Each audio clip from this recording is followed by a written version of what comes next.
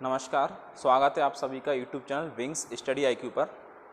Last 2 क्लासों में अपन लोगों ने सिंधु घाटी सभ्यता और वैदिक काल पढ़ा हुआ था। आज की क्लास में जैन धर्म और बौद्ध धर्म से जुड़े हुए पढ़ाने वाला हूँ। बहुत महत्वपूर्ण क्लास है, लास्ट तक ज़रूर देखना और आने वाले एग्जाम में हो सकता है इन्हीं क्वेश्चनों से और जो मैं समझा रहा हूँ वहाँ से क्वेश्चन आ जाए। क्लियर है दोस्तों? तो देखिए चालू करते हैं। देखिए ज़रा, सबसे पहला पॉइंट लिखा हुआ है यहाँ, गौतम बुद्ध का जन्म स्थान किसके द्वारा अंकित किया जाता है। तो देखिए जरा, इस क्वेश्चन को समझने से पहले थोड़ा सा समझ लेते हैं कि जैन धर्म और बौद्ध धर्म है क्या, उससे जुड़े हुए पॉइंट पढ़ लेते हैं। हुआ क्या, थोड़ा सा समझ लेते हैं कि लास्ट क्लास में मैंने आपको सिंधु घाटी की सभ्यता समझा रहा था कि सिंधु घाटी की सभ्यता का जो टाइम पीरियड था वो 2350 से लेकर 1750 का जो टाइम पीरियड है उसे सिंधु घाटी की सभ्यता के नाम से जाना जाता है दोस्तों। उसके बाद 1500 ईसा पूर्व से लेकर और 600 ईसा पूर्व का जो समय है उस समय को वैदिक काल के नाम से जाना जाता है। 1500 ईसा पूर्व से लेकर 600 ईसा पूर्व का जो समय है उस समय को वैदिक काल के नाम से जाना जाता है। और इस समय से 1500 से लेकर 1000 ईसा पूर्व का जो समय है उसे ऋग्वैदिक काल कहते हैं और 1000 से लेकर 600 ईसा पूर्व का जो समय है उसे उत्तर वैदिक काल कहते हैं। लेकिन जब उत्तर वैदिक काल का समय चल रहा था और लास्ट उत्तर वैदिक काल चल रहा था, इस समय भारतीय समाज के अंदर कई सारे भेदभाव टाइप होने लगे। जाति व्यवस्था आ गई, वर्ण व्यवस्था आ गई, छुआछूत जैसी व्यवस्था आ गई। कर्म आधारित जो समाज था वो जाति आधारित समाज हो गया। इसके बाद समाज में कई सारे समाज सुधारक हुए हैं। उन्हीं में से एक जो समाज के से ही निकले, और चाहे वो महात्मा बुद्ध हो, चाहे महावीर स्वामी हो, जैसे कई सारे लोगों ने परिवर्तन किया है और कई सारे धर्मों की स्थापना हुई है। उनमें से अपन लोगों को 2 धर्म बहुत महत्वपूर्ण है, एग्जाम की दृष्टि से भी बहुत ज़्यादा महत्वपूर्ण है, एक बौद्ध धर्म और एक जैन धर्म।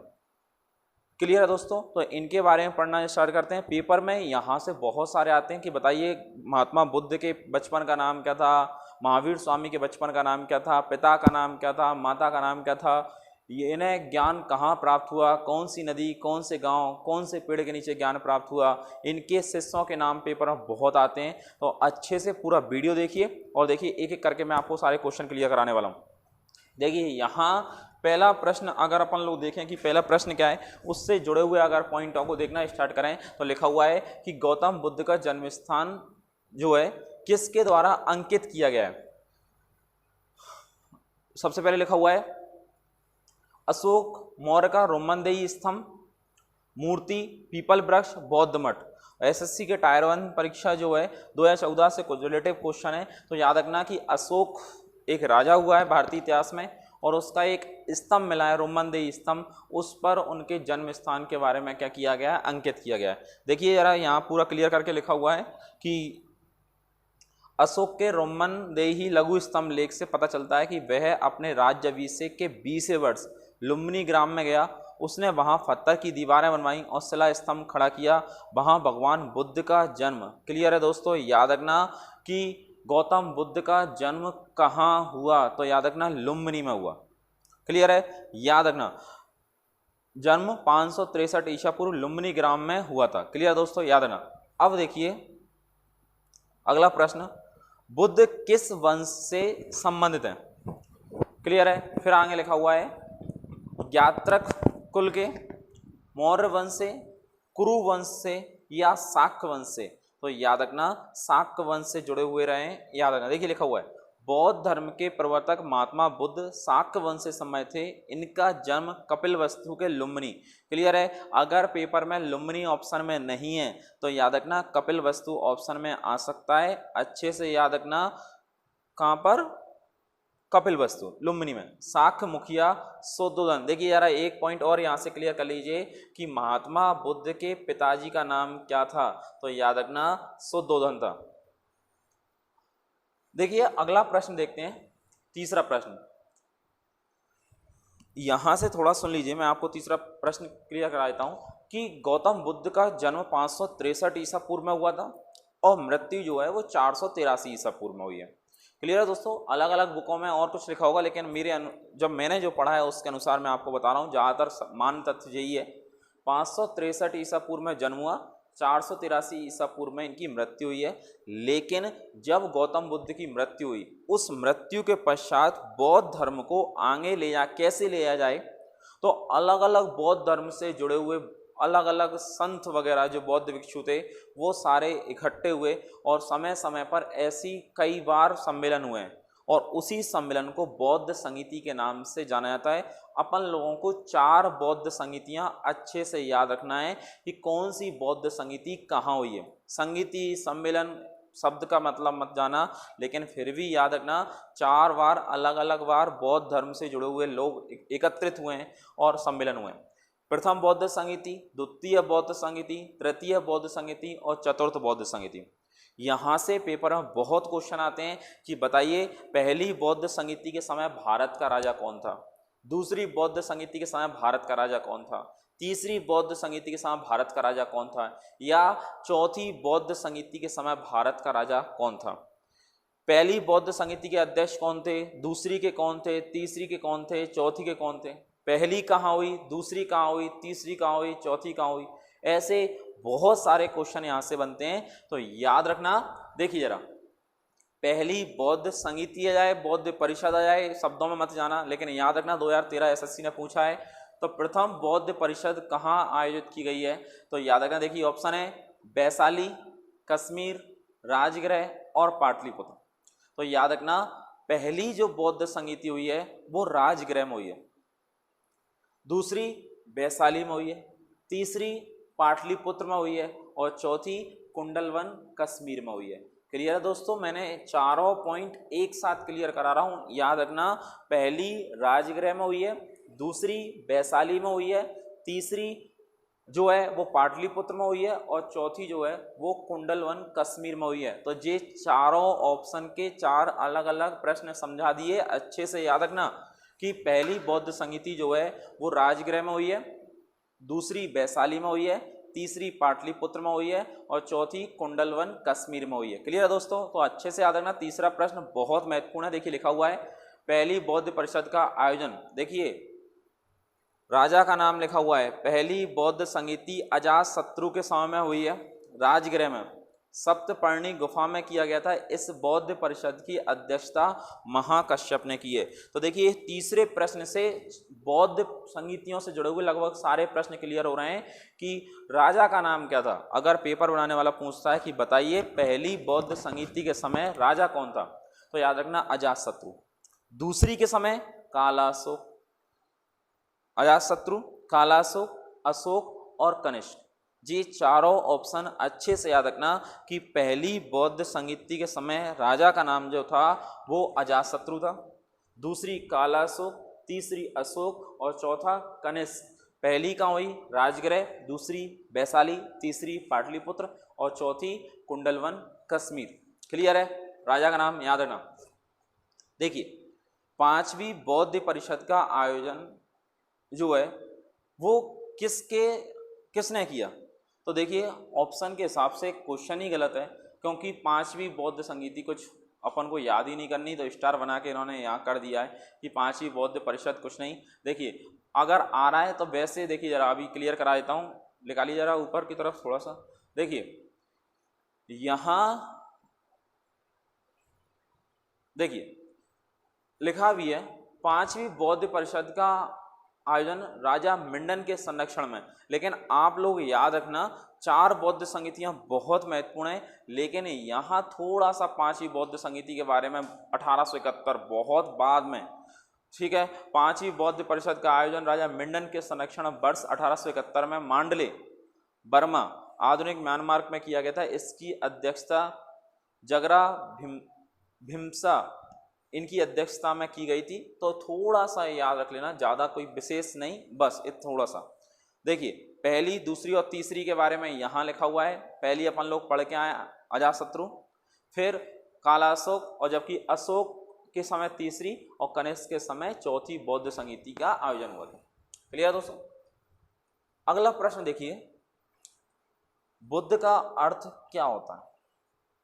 शाब्दिक अर्थ पूछ रहा है, एसएससी ने पेपर में पूछा है बुद्ध शब्द का शाब्दिक अर्थ क्या होता है। लास्ट क्लास का याद है आपको, अगर वीडियो ना देखी हो तो लास्ट वीडियो जरूर देखना, उसमें अपन लोग अच्छे से पढ़ के बैठे हैं कि आर्य शब्द का शाब्दिक अर्थ क्या होता है, क्योंकि लास्ट क्लास में मैंने आप लोगों को पढ़ाया था कि आर्य शब्द का शाब्दिक अर्थ होता है श्रेष्ठ या कुलीन। तो समझ में आ रहा है? वैसे ही याद रखना बुद्ध शब्द का शाब्दिक अर्थ क्या है, कि जो बुद्ध है उसका अर्थ क्या होता है। तो याद रखना, देखिए, धर्म प्रचारक, शक्तिशाली, प्रतिभाशाली या ज्ञान प्राप्ति। तो बुद्ध शब्द का शाब्दिक अर्थ होता है ज्ञान प्राप्ति। क्लियर है? अब थोड़ा सा देखिए इनसे जुड़ा हुआ पॉइंट पढ़ लेते हैं कि जो महात्मा बुद्ध हुए, ठीक है, उनसे रिलेटिव लिखा हुआ है कि पहले वो महात्मा बुद्ध नहीं थे, उनका नाम सिद्धार्थ था। क्लियर है दोस्तों? याद रखना, बुद्ध बनने से पहले वो सिद्धार्थ थे। जैसे महात्मा गांधी बनने से पहले मोहनदास करमचंद गांधी थे। महात्मा तो बाद में उनको बोला गया है, बाद में उनको उपाधि दी गई है। उसी प्रकार गौतम बुद्ध पहले गौतम बुद्ध नहीं थे, वो एक, जब उनका बचपन का नाम पूछा जाता है तो अच्छे से याद रखना कि पहले वो सिद्धार्थ थे। बचपन का नाम क्या था? सिद्धार्थ। और जब उनको ज्ञान प्राप्त हो गया, लोगों को मार्ग दिखाना चालू कर दिया, लोगों को संदेश देना चालू कर दिया, लोगों को प्रवचन देना चालू कर दिया, सही मार्ग पर ले जाना चालू किया, उसके बाद उनका नाम पड़ा महात्मा बौद्ध या महात्मा बुद्ध के नाम से। याद रखना, देखिए 29 वर्ष की अवस्था में, याद रखना, क्लियर दोस्तों, याद रखना कि जब केवल 29 वर्ष के थे तो अपने भाई से आज्ञा लेकर गृह त्याग कर, और गृह त्याग करने के बाद 6 साल तपस्या की। उसके बाद जब इनकी उम्र 35 वर्ष हुई तो इनको ज्ञान प्राप्त हुआ, और ज्ञान प्राप्त जिस दिन हुआ उस दिन पूर्णिमा थी। पूर्णिमा, याद रखना, वो महीना था बैसाख का। उस पूर्णिमा को बैसाख की पूर्णिमा के नाम से जानते हैं, और वो बैसाख की पूर्णिमा आज वर्तमान में बुद्ध पूर्णिमा के नाम से ही उसको जाना जाने लगा। तो याद रखना, उसी पूर्णिमा को इनका जन्म हुआ था, उसी पूर्णिमा को ज्ञान प्राप्ति हुई, उसी पूर्णिमा के दिन इनका देहांत हो गया। तो वो महीना, बैसाख का महीना जो था, तो उस बैसाख की पूर्णिमा को बुद्ध पूर्णिमा के नाम से आज जाना जाने लगा। क्लियर दोस्तों? तो देखिए यहां से थोड़ा सा याद रखना कि बुद्ध का अर्थ ज्ञान प्राप्ति, बचपन का नाम सिद्धार्थ, अच्छे से याद रखना, ज्ञान कब प्राप्त हुआ? बैसाख की पूर्णिमा के दिन प्राप्त हुआ, 6 वर्ष। और याद रखना, पीपल के वृक्ष के नीचे, बोधि वृक्ष जो आज कहलाता है, याद रखना दोस्तों, पीपल के वृक्ष के नीचे सिद्धार्थ को क्या प्राप्त हुआ? ज्ञान प्राप्त हुआ। देखिए 6वां क्वेश्चन देखते हैं। निम्न में से बौद्ध साहित्य की पहचान कीजिए। और आप लोग थोड़ा सा सुनिए, अपन लोग वेद पढ़ के आए। क्लियर दोस्तों? किसी भी एक वीडियो से उस क्लास का मत सोचना कि एक वीडियो देख ली तो क्लास खत्म हो जाने वाली है। सारी वीडियो लाइन से देखना, सारी वीडियो में एक एक करके जो समझाते जा रहा हूँ बहुत महत्वपूर्ण है। वैदिक काल में अपन लोग पढ़े थे कि 4 वेद हैं, ऋग्वेद, सामवेद, यजुर्वेद, अथर्ववेद। क्लियर है? लेकिन वेदों के बाद कई सारे धार्मिक ग्रंथों की रचना हुई है। सबसे पहले वेद आए, ऋग्वेद, सामवेद, यजुर्वेद, अथर्ववेद। उसके बाद ब्राह्मण ग्रंथ, फिर आरण्यक, फिर वेदांग, फिर सूत्र, फिर उपनिषद। ऐसे कई सारे हिंदू धर्म से जुड़े हुए ग्रंथों की समय समय पर क्या हुई है? रचनाएं हुई हैं, जिनसे अपना इतिहास पता चलता है कि हिंदू धर्म का इतिहास कितना प्राचीन है। तो उपनिषद है, वेदांग है, सूत्र है, ब्राह्मण ग्रंथ है, आरण्यक है, ये सारे ग्रंथ किस धर्म से संबंधित हैं? हिंदू धर्म से जुड़े हुए हैं। वैसे ही अब देखिए, अगर वो क्वेश्चन आप लोगों ने क्लियर कर लिया जो मैं अभी सुना रहा हूं, तो देखिए ये क्वेश्चन बहुत अच्छे से क्लियर हो जाने वाला है। इसमें से 2 ओटी तो हट ही जाएंगे अगर तुम लोगों ने लास्ट वीडियो अच्छे से देखी है। कौन से 2 वीडियो, मतलब कौन सी ओटी हटने वाले हैं? बौद्ध साहित्य पहचानिए, उपनिषद हिंदू धर्म से जुड़े हुए हैं, आरण्यक हिंदू धर्म से जुड़े हुए हैं। अब बचा त्रिपिटक और अंग। तो क्लियर है दोस्तों? देखिए 2 ऑप्शन हट गए, आंसर पहुंच गए 50% पे। तो अब देखिए त्रिपिटक या अंग, तो इनमें से जो त्रिपिटक हैं नाम के जो ग्रंथ हैं वो बौद्ध धर्म से जुड़े हुए हैं। विनय पिटक, सुक्त पिटक और अभिधम पिटक नाम के त्रिपिटक नाम से जो जुड़े हुए साहित्य है वो किस धर्म से जुड़ा हुआ है? बौद्ध धर्म से जुड़ा हुआ है। तो देखिए लिखा हुआ है, त्रिपिटक बौद्ध धर्म के साहित्य के अंग है, सुक्त पिटक, विनय पिटक, अभिधम पिटक।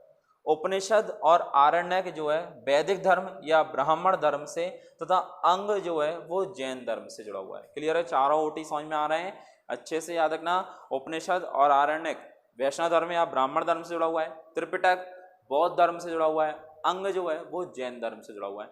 एसएससी ने पूछा है प्रश्न 2012 में, अच्छे से याद रखना।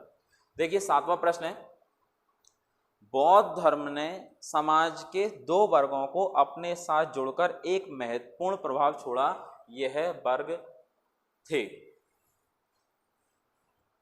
याद रखना, उस समय के समाज में सबसे ज्यादा जो वर्ण व्यवस्था आ गई वो जाति आधारित समाज हो गया। इसी समय ब्राह्मण, क्षत्रिय, वैश्य और शूद्र जो थे वैदिक काल में, वो जन्म आधारित हो गए। जिसका जिस जाति में, जिस वर्ण में जन्म हुआ है वह उसी वर्ण को धारण कर सकता है। दूसरी बात, उत्तर वैदिक काल में आकर जब जाति व्यवस्था आ गई तो बहुत सारे कर्मकांड होने लगे और जाति व्यवस्था के आधार पर फिर व्यक्तियों से छुआछूत वाली जो व्यवस्था है, अस्पृश्यता, वो भी प्रारंभ हो गई। महिलाओं की स्थिति समाज में थोड़ी सी गिरावट आ गई। याद रखना, अभी तक के इतिहास में, मैं तो कहता हूँ आज तक के इतिहास में महिलाओं की स्थिति सबसे अच्छी जो जिस समय रही है वो सिंधु घाटी सभ्यता का समय। क्लियर दोस्तों। उसके बाद समय समय पर कई सारी समाज के अंदर जो है वो महिलाओं की स्थिति में गिरावट आना स्टार्ट हो गई। याद रखना। तो देखिए, और दूसरी बात, उत्तर वैदिक काल के अंत तक धीरे धीरे शूद्र वर्ण से भी उपेक्षा होने लगी और शूद्र वर्ण को भी नीचा समझा जाने लगा। तो यहाँ से याद रखना कि बौद्ध धर्म का जो सबसे ज़्यादा प्रभाव जो पड़ा है वो शूद्र वर्ण पर और महिलाओं पर। क्लियर है दोस्तों। तो देखिए जरा ऑप्शन है, वणिक एवं पुरोहित, साहूकार एवं दास, योद्धा और व्यापारी, स्त्रियां एवं शूद्र। याद रखना, CPSI का क्वेश्चन है, स्त्रियां एवं शूद्र पर बौद्ध धर्म का ज्यादा प्रभाव देखने को मिला है। देखिए जरा लिखा भी है, बौद्ध धर्म ने स्त्रियों और शूद्रों के लिए अपने द्वार खोलकर समाज पर गहरा प्रभाव जमाया। ब्राह्मण धर्म ने स्त्रियों और शूद्रों को एक ही दर्जे में रखा और उनके लिए यज्ञोपवीत का मतलब है जनेऊ धारण करना। आज अपन लोग देखते हैं कि बहुत सारे लोगों का यज्ञोपवीत होता है, तो याद रखना यज्ञोपवीत संस्कार का विधान किया और ना ही वेद अध्ययन का। मतलब याद रखना कि आने वाले उत्तर वैदिक काल तक महिलाओं की स्थिति समाज में कमजोर हो गई और शूद्र वर्ण से जे जनेऊ धारण भी नहीं कर सकते और वैदिक कर्मकांड भी नहीं कर सकते। इसके बाद जब बौद्ध धर्म आया तो देखिए जरा लिखा हुआ है, बौद्ध धर्म ग्रहण करने पर उन्हें अधिकारहीनता से मुक्ति मिल गई। अब बौद्ध धर्म में शूद्र वर्ण और महिलाओं की स्थिति बहुत अच्छी थी। क्लियर है दोस्तों। तो देखिए अपन लोगों ने पढ़ लिया। देखिए 8वां प्रश्न देखते हैं, बुद्ध ने अपना पहला प्रवचन कहाँ दिया? 4 ऑप्शन है, बहुत महत्वपूर्ण, याद रखना, गया, पाटलिपुत्र, सारनाथ और वैशाली। तो देखिए अच्छे से याद रखना, गौतम बुद्ध ने अपना पहला उपदेश जो दिया वो सारनाथ में दिया। तो देखिए बुद्ध ने अपना पहला प्रवचन उपदेश सारनाथ या ऋषिपत्तन में दिया है, जिसे बौद्ध ग्रंथों में धर्मचक्र प्रवर्तक कहा जाता है। बुद्ध ने अपने उपदेश जनसाधारण की भाषा पाली में दिए। क्लियर है दोस्तों। एक लाइन अच्छे से याद रखना कि जब गौतम बुद्ध गृह त्याग करके गए तो उन्हें सबसे पहले 5 ब्राह्मण मिले और उनके साथ इन्होंने तपस्या प्रारंभ की। लेकिन कुछ समय बाद गौतम बुद्ध अलग होकर अलग जगह तपस्या करने चले गए। उसके बाद जब लौट कर आए गौतम बुद्ध तो सबसे पहले उन्हीं 5 ब्राह्मणों को गौतम बुद्ध ने उपदेश दिया और वो जो पहला उपदेश था और जो 5 ब्राह्मण जो थे वो ब्राह्मणों ने पूरे देश में घूम घूम कर बौद्ध धर्म का प्रचार किया है और उन्हीं को धर्मचक्र प्रवर्तक के नाम से जाना जाता है। तो लाइन अच्छे से याद रखना, कौन सी भाषा में दिए हैं? पाली भाषा में दिए हैं। कहाँ दिए हैं? सारनाथ या ऋषिपत्तन में दिए हैं। क्लियर है दोस्तों। 9वां प्रश्न, बौद्ध धर्म निम्न में से किन मतों में विश्वास करता है? देखिए ऑप्शन थोड़ा सा नीचे करिए। ऑप्शन में देखो,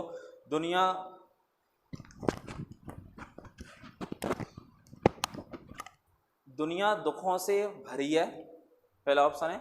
लोगों को दुख उनकी इच्छाओं के कारण होते हैं, यदि इच्छाओं पर काबू पा लिया जाए तो निर्वाण मिल जाएगा। चौथा ऑप्शन है, ईश्वर और आत्मा के अस्तित्व को स्वीकार करना चाहिए।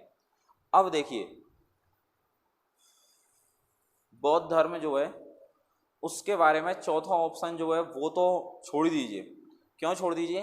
क्योंकि फिर अगर ईश्वर और आत्मा के अस्तित्व को अगर स्वीकार कर लेंगे तो फिर हिंदू धर्म में और बौद्ध धर्म में कोई ज़्यादा अंतर रहने वाला है नहीं।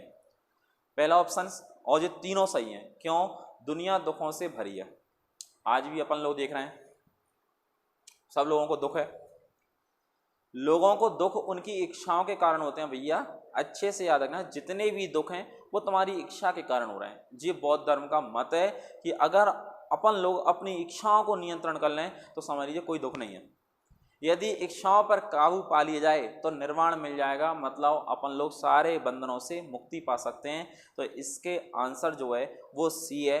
याद रखना, मल्टीटास्किंग 2011 में पूछा गया है, ए, बी और सी, ये तीनों आंसर सही हैं। दुनिया दुखों से भरी है, लोगों को दुख उनकी इच्छाओं के कारण होते हैं। यदि इच्छाओं पर काबू पा ली जाए तो निर्वाण मिल जाएगा। क्लियर है?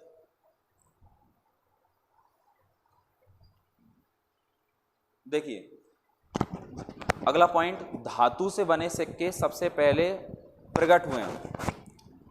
तो इसका प्रश्न का अगर आंसर देखा जाए कहाँ से क्या है, तो याद रखना कि हड़प्पा काल से, या धातु के बने सिक्के पहले कहाँ से प्रकट हुए हैं, और सबसे पहले लिखा हुआ है हड़प्पा काल से, या उत्तर वैदिक काल से, बुद्ध के काल से, या मौर्य काल से। धातु के बने सिक्के ऑप्शन है, तो याद रखना बुद्ध के काल से जो समय है उस समय धातु के बने सिक्के जो हैं वो सबसे पहले प्राप्त हुए हैं। और उससे जुड़ा हुआ देखिए यहाँ लिखा हुआ है, भारत में प्राचीनतम धातु के सिक्के जो हैं 5वीं अथवा 6ठी शताब्दी ईसा पूर्व, बुद्ध काल से। ठीक है, पंचमार्ग तथा आहत सिक्के कहा जाते थे, अधिकांशतः चांदी के थे, परंतु कुछ तांबे के सिक्के भी प्राप्त हुए हैं। इन्हें आहत इसलिए कहा जाता था क्योंकि इन पर अलग से ठप्पा मारकर विभिन्न प्रतीक अंकित किए गए हैं। ऐसे सिक्के पूरे समूचे देश में तक्षशिला से और मगध से मैसूर तक मिले हैं। तो ये लाइन अच्छे से थोड़ा सा याद रखना। देखिए 11वां प्रश्न देखते हैं।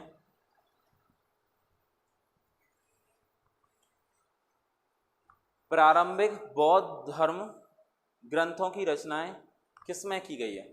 अभी मैंने आपको बताया कि बौद्ध धर्म की भाषा कौन सी थी, पाली थी। तो देखिए लिखा हुआ है, प्रारंभिक बौद्ध धर्म ग्रंथों की रचना पाली भाषा में की गई है, और आम जनों की भाषा जो थी वो पाली थी। बौद्ध धर्म के ग्रंथ संस्कृत में भी लिखे गए हैं, लेकिन अगर संस्कृत से पहले अगर अपन लोगों को याद रखना, पहले प्रमुख भाषा पाली थी। क्लियर है दोस्तों? आप लोग पढ़ोगे हिंदी की, अपन लोग पढ़ेंगे कि सबसे पहले जो वर्ण जिस भाषा का मिलता है ना वो संस्कृत थी। संस्कृत है, पाली है, प्राकृत है, अपभ्रंश है, अपभट्ट है, फिर उसके बाद हिंदी का विकास हुआ है। सभी भाषाओं की जो जननी है ना वो संस्कृत है, लेकिन समय समय पर अलग अलग होते गए। तो लाइन अच्छे से याद रखना, बौद्ध धर्म के ग्रंथों की रचना, प्रारंभिक बौद्ध धर्म के ग्रंथों की रचना किस भाषा में हुई है? पाली भाषा। ठीक है, उसके बाद देखिए सेम प्रश्न है, प्रारंभिक बौद्ध धर्म ग्रंथों की रचना और आरंभिक बौद्ध साहित्य किस भाषा में रचे गए हैं? तो आंसर इसका भी क्या होने वाला है? पाली है। क्लियर है? उसके बाद देखिए निम्न में से कौन सा एक भारत में उत्पन्न सबसे बाद वाला बौद्ध धर्म का ग्रंथ है? दिव्य वंदना, वज्र छेदिका, दोहा कोशा और वाम शत पाक्षणी। तो जी लाइन अच्छे से याद रखना, उपयुक्त विकल्पों में से भारत में रचित सबसे बाद में बौद्ध धर्म ग्रंथ जो है वाम शत पाक्षणी था। इसकी रचना 10वीं शताब्दी में हुई है। क्लियर है? आगे देखिए, बौद्ध धर्म में बुल का संबंध बुद्ध के जीवन की किस घटना से? क्लियर दोस्तों, जो बुल लिखा है ना इसका मतलब बैल है। क्लियर है? इंग्लिश शब्द भले ही लिख दिया उन्होंने, लेकिन अच्छे से याद रखना। क्यों? क्योंकि कभी कभी पेपर बनाने वाला पूछ लेता है कि बताइए इसका संबंध किससे है। तो लाइन अच्छे से याद रखना कि बौद्ध धर्म में बैल का संबंध किस घटना को दर्शाता है? तो याद रखना, जन्म को, प्रबोध को, महाविनिष्क्रमण को और महापरिनिर्वाण को। 4 घटना लिखी हैं, लेकिन यहाँ थोड़े से छोड़ दीजिए, मैं आपको समझा रहा हूँ, वो लाइन अच्छे से याद रखना।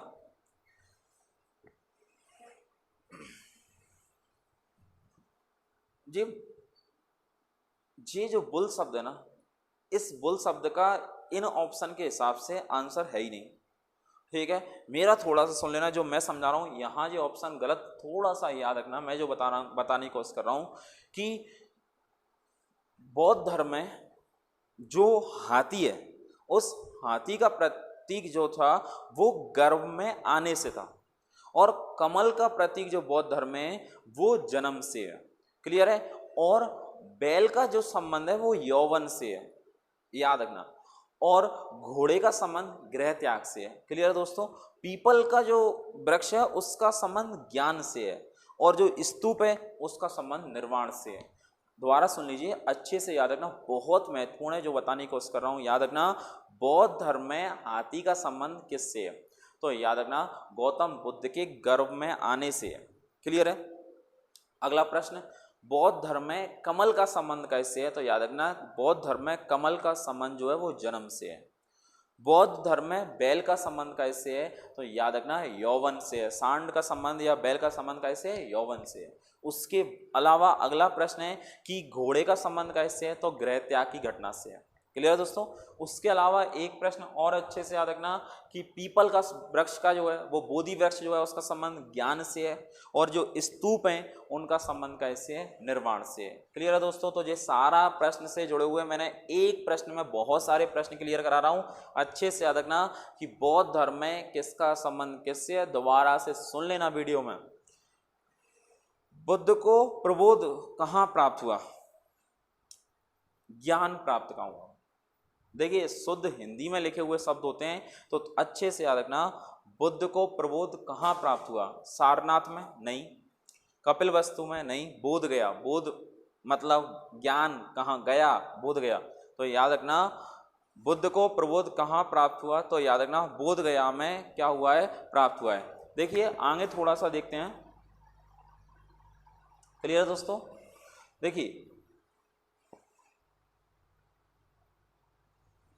देखिए अगला प्रश्न यहाँ लिखा हुआ है, बुद्ध, धम्म और संघ मिलकर क्या कहलाते हैं? त्रिरत्न, त्रिवर्ग, त्रिमूर्ति, त्रिसर्ग।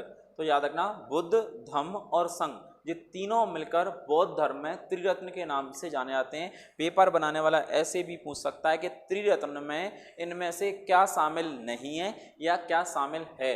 तो याद रखना, त्रिरत्न का संबंध किस धर्म से है? तो ऐसे भी पूछ सकता है। तो याद रखना कि त्रिरत्न का संबंध जो है वो बौद्ध धर्म से है, और त्रिरत्न में क्या क्या शामिल है? तो बुद्ध, धम्म और संघ।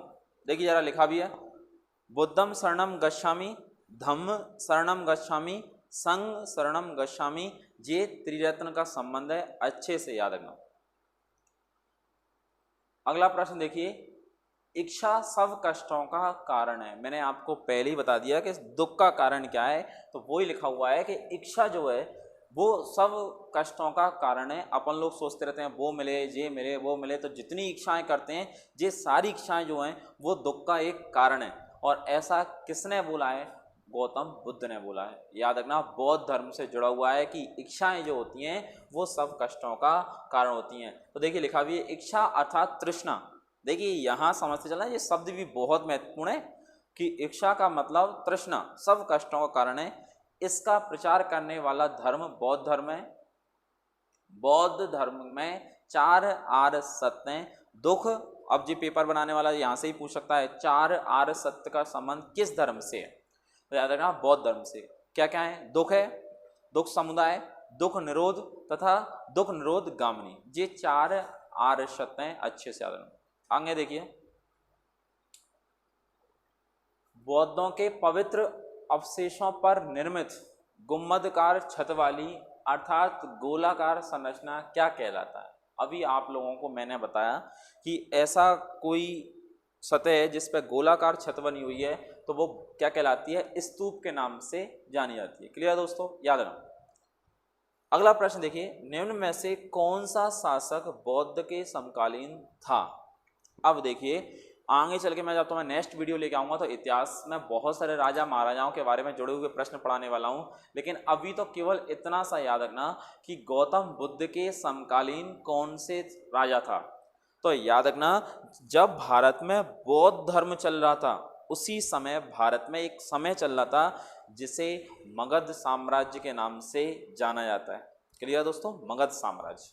और मैं आपको 16 महाजनपद पढ़ाऊंगा, अलग अलग राज्य पढ़ाऊंगा। उन राज्यों में से सबसे शक्तिशाली जो राज्य था उस राज्य का नाम था मगध।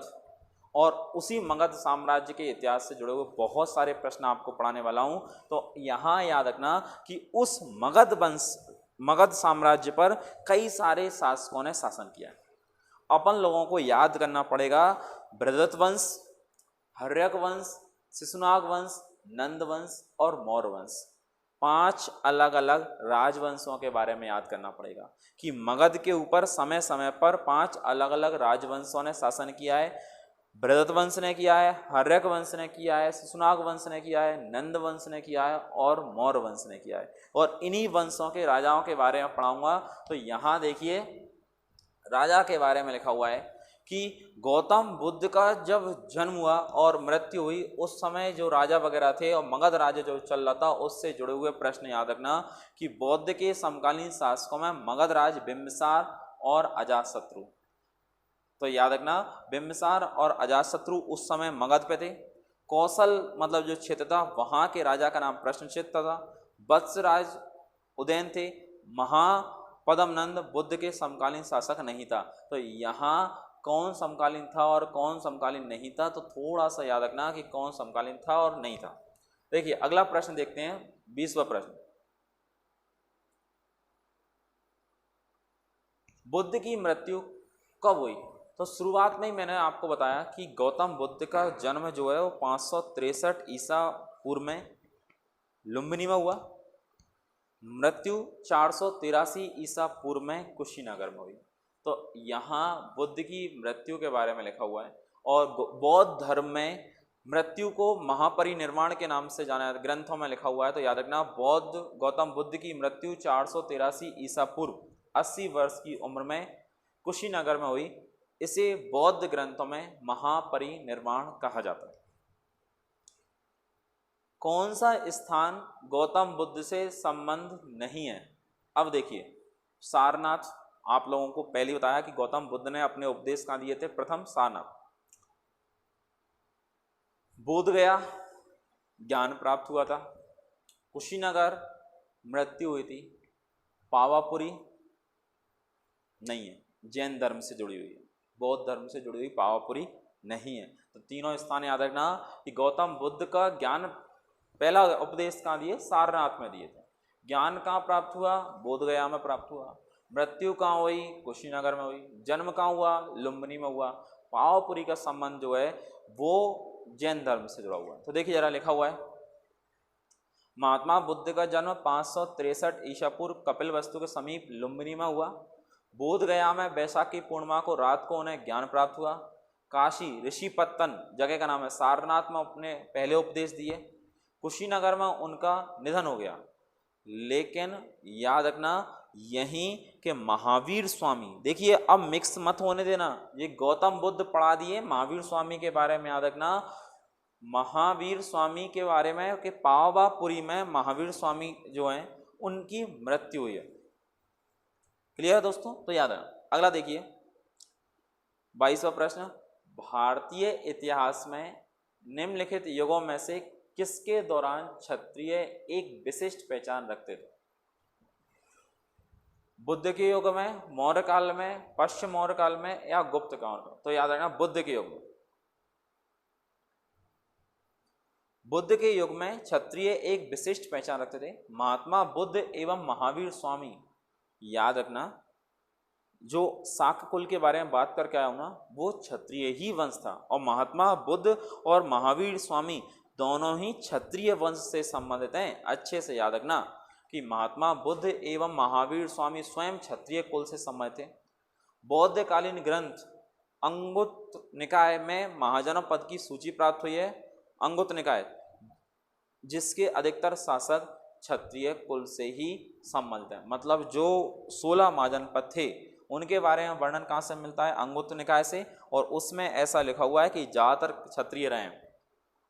अब देखिए बौद्ध धर्म से जुड़े हुए बहुत सारे प्रश्न अपन लोगों ने पढ़ लिए। अब थोड़े से महावीर स्वामी से जुड़े हुए पढ़ रहे हैं, मतलब जैन धर्म से जुड़े हुए पढ़ रहे हैं। जैन धर्म में अलग अलग समय पर कई सारे समाज सुधारक हुए हैं जिन्हें आगे चलकर आज जो वर्तमान में क्या कहा जाता है, तीर्थंकर कहा जाता है। और ऐसे 24 तीर्थंकर हुए हैं और उन तीर्थंकरों से जुड़े हुए प्रश्न आ जाते हैं कि कौन से तीर्थंकर कब हुए हैं, याद रखना। और प्रश्न पूछता है कि महावीर स्वामी क्रम के अनुसार कौन से तीर्थंकर थे, तो याद रखना 24वें तीर्थंकर थे, याद रखना। देखिए महावीर जैनियों के 24वें तीर्थंकर, जैन धर्म के वास्तविक संस्थापक। याद रखना कि पहले जो व्यक्ति हुए हैं वो ऋषभदेव जी हुए हैं। जैन धर्म के संस्थापक जो हुए हैं वो ऋषभदेव जी हुए हैं। जैन धर्म के 22वें तीर्थंकर अरिष्टनेमी हुए हैं और 23वें तीर्थंकर पार्श्वनाथ जी हुए हैं और 24वें तीर्थंकर जो हुए हैं वो महावीर स्वामी हुए हैं। तो क्लियर दोस्तों, अच्छे से याद रखना कि महावीर स्वामी जैन धर्म के कौन से तीर्थंकर थे, तो 24वें तीर्थंकर थे और 23वें कौन थे, पार्श्वनाथ जी, और पहले ऋषभदेव जी। अब देखिए भारत में जैन धर्म का संस्थापक कौन है। अब राजा महाराजा लिखे हुए हैं लेकिन नहीं करना याद। अगर संस्थापक में ऋषभदेव जी होते तो याद रखना, लेकिन वास्तविक संस्थापक कौन थे, महावीर स्वामी, याद रखना। 2014 का प्रश्न है एसएससी का। तो भारत में जैन धर्म के पहले तीर्थंकर ऋषभदेव जी, इन्हीं ऋषभदेव को आदिनाथ के नाम से जाना जाता है, याद रखना। इनका पहला उल्लेख ऋग्वेद में हुआ है। 22वें तीर्थंकर अरिष्टनेमी के साथ भी मिलता है। जैन धर्म के वास्तविक संस्थापक 24वें तीर्थंकर महावीर स्वामी को माना जाता है। अब देखिए जैन धर्म के पहले तीर्थंकर किसे माना जाता है, अभी बताया मैंने आपको, याद रखना। स्टेनोग्राफर 2017 का प्रश्न है, क्लियर है। जैन धर्म के पहले तीर्थंकर किसे माना गया है, देखिए चारों ऑप्शन देख लीजिए जरा यहाँ। महावीर स्वामी 24वें तीर्थंकर हैं, ऋषभदेव जी जो हैं वो पहले तीर्थंकर हैं, याद रखना। पार्श्वनाथ जी और अजितनाथ जी, ये सारे याद रखना। लेकिन अभी यहाँ जैन धर्म के पहले तीर्थंकर किसको माना गया है, तो ऋषभदेव जी को जैन धर्म के पहले तीर्थंकर माना जाता है। क्लियर दोस्तों, आगे देखिए 26वां प्रश्न।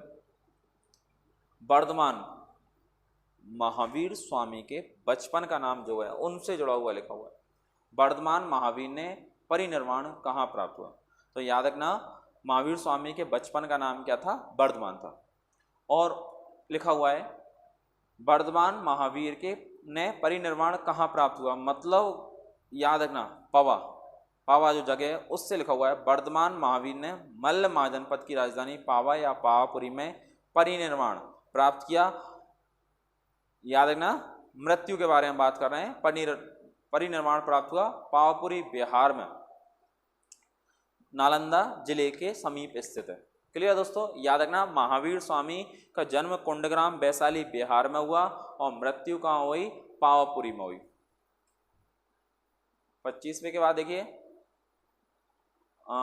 27वां प्रश्न है, जैन साहित्य को क्या कहा जाता है। देखिए जैन साहित्य को क्या कहते हैं, त्रिपिटक, आर्य सूत्र, वेद और अंग। वेद हिंदू धर्म से जुड़े हुए हैं, त्रिपिटक बौद्ध धर्म से जुड़े हुए हैं। अब बचा अंग और आर्य सूत्र, तो याद रखना अंग जो हैं वो जैन धर्म से जुड़े हुए हैं। तो देखिए जैन साहित्य को आगम सिद्धांत कहा जाता है। इसके अंतर्गत 12 अंग, 12 उपअंग, 10 प्रकीर्ण, 6 अलग, याद रखना। तो देखिए लिखा हुआ है बौद्ध साहित्य को त्रिपिटक कहा जाता है। 28वां प्रश्न देखिए, प्राचीन भारत का प्रसिद्ध वह शासक कौन था जिसने अपने जीवन के अंतिम दिनों में जैन धर्म अपना लिया था। समुद्रगुप्त, बिंदुसार, अशोक और चंद्रगुप्त। तो याद रखना चंद्रगुप्त मौर्य ने आगे चलकर कौन सा धर्म अपना लिया था, जैन धर्म अपना लिया था, याद रखना दोस्तों। देखिए चंद्रगुप्त मौर्य ने अपने जीवन के अंतिम दिनों में जैन धर्म अपना लिया था। उन्होंने जैन साधु भद्रबाहु, अच्छे से याद रखना कि चंद्रगुप्त मौर्य ने जैन धर्म की दीक्षा कहाँ से ली है, तो याद रखना कि चंद्रगुप्त मौर्य ने जैन धर्म की जो दीक्षा है किस से ली है, तो याद रखना भद्रबाहु से ली। और उनसे दीक्षा लेकर श्रवणबेलगोला कर्नाटक चंद्रगिरी की पहाड़ियों पर चले गए और 298 ईसा पूर्व में उनकी क्या हो गई, मृत्यु हुई। आगे लिखा हुआ है दक्षिण भारत में प्रसिद्ध जैन केंद्र कहाँ स्थित है?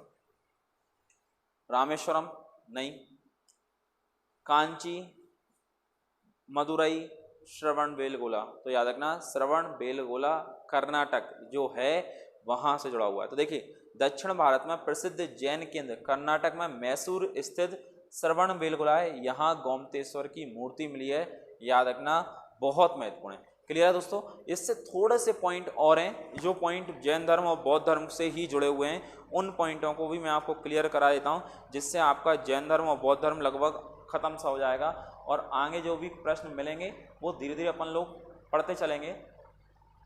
देखिए जरा यहाँ से अगर अपन लोग पढ़ना स्टार्ट करें, देखिए यहाँ से देखिए जरा यहाँ जैन धर्म और बौद्ध धर्म से जुड़े हुए कुछ पॉइंट और लिखे हुए हैं। किस भारतीय धर्म में 24 तीर्थंकर हुए हैं? जैन धर्म। बुद्ध ने अपने उपदेश किस भाषा में दिए? तो याद रखना पाली भाषा में दिए। गौतम बुद्ध की मृत्यु के तत्काल बाद किस बौद्ध परिषद का आयोजन किया गया? तो मैंने याद रखना कि 483 ईसा पूर्व में गौतम बुद्ध की मृत्यु हुई है और 483 में ही पहली बौद्ध संगीति का आयोजन किया गया है। त्रिपिटक नाम के जो ग्रंथ हैं उनका संबंध किस धर्म से है? बौद्ध धर्म से। बरहुत के स्तूप जो जगह हैं उनका संबंध भी किस धर्म से है? बौद्ध धर्म से है।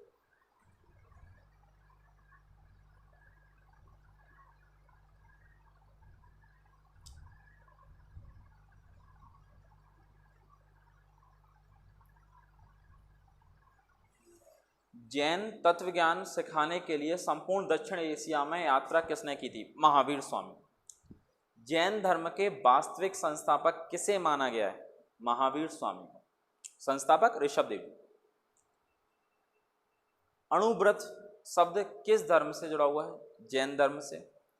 जैन साहित्य को आगम कहा जाता है। शादवाद किस धर्म का मूल आधार है? शादवाद का संबंध किस धर्म से है? तो याद रखना जैन धर्म से। बुद्ध का जन्म कहाँ हुआ? तो याद रखना लुम्बिनी में हुआ। धमेक स्तूप तो याद रखना कहाँ स्थित है? सारनाथ में। जैन तीर्थंकर पार्श्वनाथ द्वारा प्रतिपादित 4 महाव्रतों में महावीर स्वामी ने 5वें व्रत के रूप में क्या जोड़ा? तो याद रखना कि जैन धर्म में पंचव्रत का संबंध किस धर्म से है? तो याद रखना जैन धर्म से। और 5वां महाव्रत जो है वो महावीर स्वामी ने जोड़ा है। याद रखना कौन कौन से हैं? 4 महाव्रत या 5 महाव्रत कौन से हैं? तो लाइन अच्छे से याद रखना। उनमें से ब्रह्मचर्य बहुत महत्वपूर्ण है। किसने जोड़ा है? याद रखना महावीर स्वामी ने 5वां महाव्रत जोड़ा है। फिर जैन धर्म का सबसे महत्वपूर्ण आधारभूत सिद्धांत क्या माना गया है? तो याद रखना जैन धर्म का सबसे महत्वपूर्ण सिद्धांत जो है, आधारभूत सिद्धांत किसको माना गया है? अहिंसा को माना गया। 4 सिद्धांत कौन कौन से हैं? 5 कौन से हैं? सत्य, अहिंसा, अस्तेय, अपरिग्रह और ब्रह्मचर्य। याद रखना उनमें से 5वां ब्रह्मचर्य। किस प्रदेश में सांची का महान स्तूप स्थित है? याद रखना सांची रायसेन में जो स्तूप है वो मध्य प्रदेश से जुड़ा हुआ है। वर्धमान महावीर ने कौन सी भाषा में अपनी शिक्षा दी? तो प्राकृत भाषा में। देखिए जैन धर्म प्राकृत और बौद्ध धर्म पाली। अजंता की चित्रकारियां की कहानियों को दर्शाती हैं जातक कथाएं। भगवान बुद्ध द्वारा गृह त्याग की घटना को क्या कहा जाता है? महाविनिष्क्रमण। याद रखना महापरिनिर्वाण नहीं, महाविनिष्क्रमण। महावीर का मूल नाम क्या था? वर्धमान। बौद्ध साहित्य किस भाषा में लिखी गई है? पाली भाषा में। प्रथम जैन महासभा का आयोजन कहाँ हुआ? जैन, बौद्ध महासभा नहीं, जैन महासभा पाटलिपुत्र। धम्म संस्कृत शब्द धर्म का रूप है पाली भाषा में। किस स्थान पर गौतम बुद्ध की मृत्यु हुई? क्लियर है, पहले ही करके पढ़ा के आऊं। लुम्बिनी और कुशीनगर। लुम्बिनी में जन्म हुआ, कुशीनगर में मृत्यु हुई। महायान पाठ का संबंध किससे है? तो बौद्ध धर्म से है। हीनयान जो है शाखा जो है वो सबसे महत्वपूर्ण काम कौन सा था? महावस्तु जो लिखा हुआ है स्कूल का सबसे महत्वपूर्ण छोड़िए। तीर्थकर शब्द किस धर्म से संबंधित है? जैन धर्म से। गौतम बुद्ध का वास्तविक नाम क्या था? सिद्धार्थ। केवल, याद रखना, जैन धर्म में केवल का संबंध याद रखना ज्ञान प्राप्त से। जैनियों द्वारा अपने पवित्र ग्रंथों के लिए सामूहिक रूप से किस शब्द का प्रयोग किया गया है? अंग। माउंट आबू कहाँ पे है? याद रखना, राजस्थान। माउंट आबू स्थित देलवाड़ा के जैन मंदिर, अगर पेपर में आ रहा है कि देलवाड़ा के मंदिरों का संबंध किस धर्म से है, तो जैन धर्म से है। देलवाड़ा के मंदिर कहाँ है? राजस्थान में। चालुक राजाओं ने इनका निर्माण करवाया था। अगला लास्ट प्रश्न लिखा हुआ है, प्रथम बौद्ध परिषद कहाँ आयोजित की गई? तो याद रखना, राजगृह। और मैंने आपको पहले बताया था, राजगृह, वैशाली, पाटलिपुत्र और कुंडलवन कश्मीर, चारों बौद्ध परिषदों के लाइन अच्छे से याद रखना। क्लियर है दोस्तों?